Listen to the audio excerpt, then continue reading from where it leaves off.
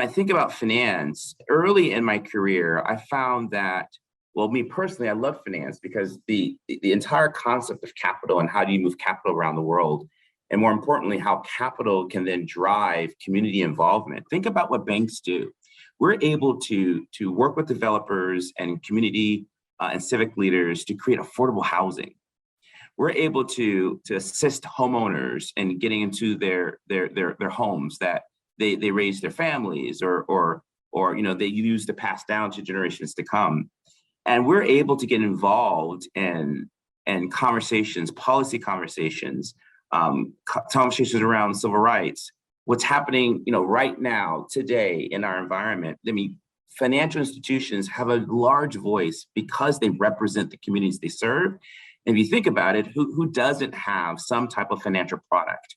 And so when I thought about banking, at first, my thought process was this wasn't a space for me.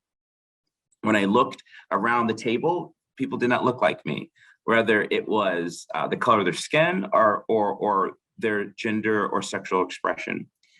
And then I started to really focus on why I'm here and why me being present and visible in this space mattered. And I started to think about years ago when I was growing up in Compton, California, and Southern California. And I thought about my role models, and my role models were individuals like Maya Angelou, right?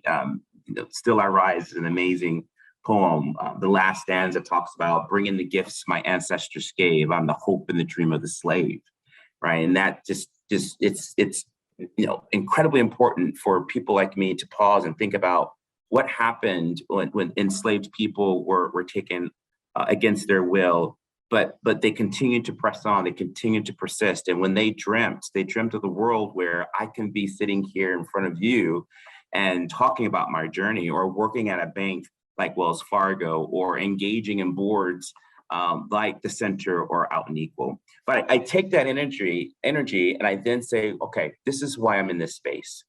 But people who are in banking who look like me, people who are in banking who are part of the LGBTQ organization, they can now know that there's someone that look like them, all right? And there is an opportunity to fulfill and to be your authentic self, and there's nothing that can hold you back. Doesn't mean it won't be harder.